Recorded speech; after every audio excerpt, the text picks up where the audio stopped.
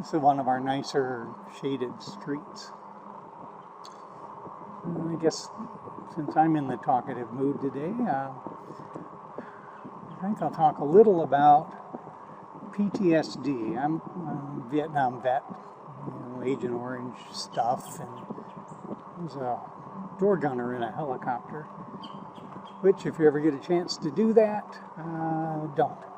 It's a bad job.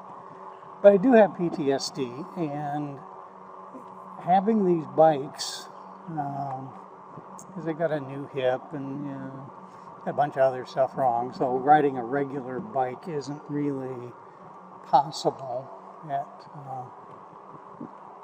my age. I'm almost 70, and I just don't have the strength or the joints to ride a regular bike. But I've noticed since getting the bikes, and we try to ride 4 or 5 days a week if we can, depending on rain and weather and schedule.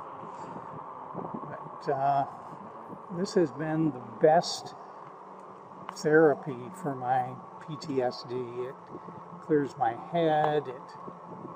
I'm moving, looking at pretty things. Teresa and I get to talk while I'm riding, and it's exercise that I can do, which is an accomplishment because I've also got type 2 diabetes that you get from exposure to Agent Orange, if you didn't know that. So anyway, just put a plug in for veterans that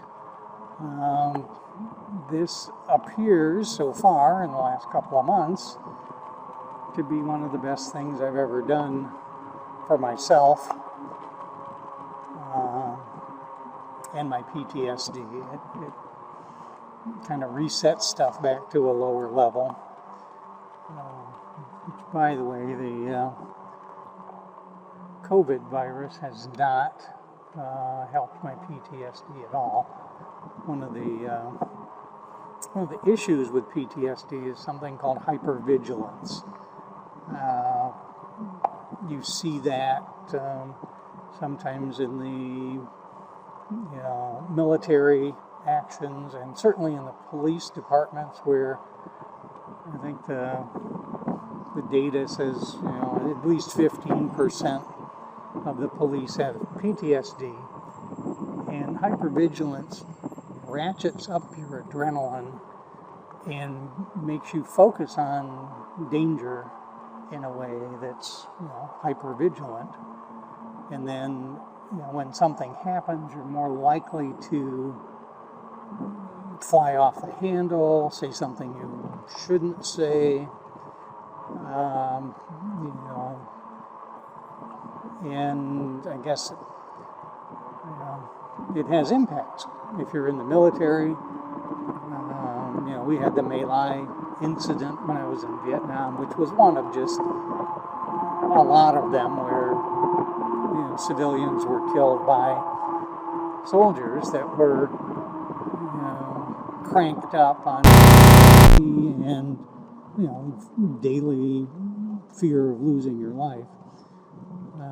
And there's some carryover of that into the law enforcement, because they have a pretty much thankless job of risking their lives. And it's like the military culture. There's not a lot of encouragement if you have PTSD to seek treatment or even admit that you have it.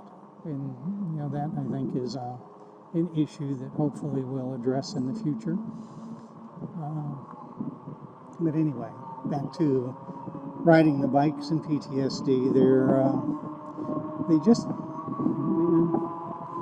They feel good to ride.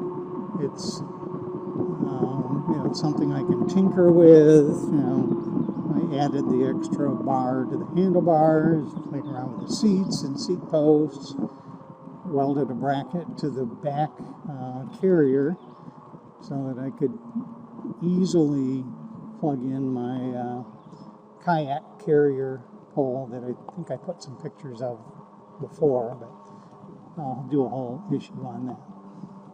So anyway, if you have PTSD, and you don't get out much, and you're older, and your joints won't handle a regular bicycle. This has been, for the price of the bike, some of the cheapest therapy I've ever been able to find that works. So that's my story on PTSD.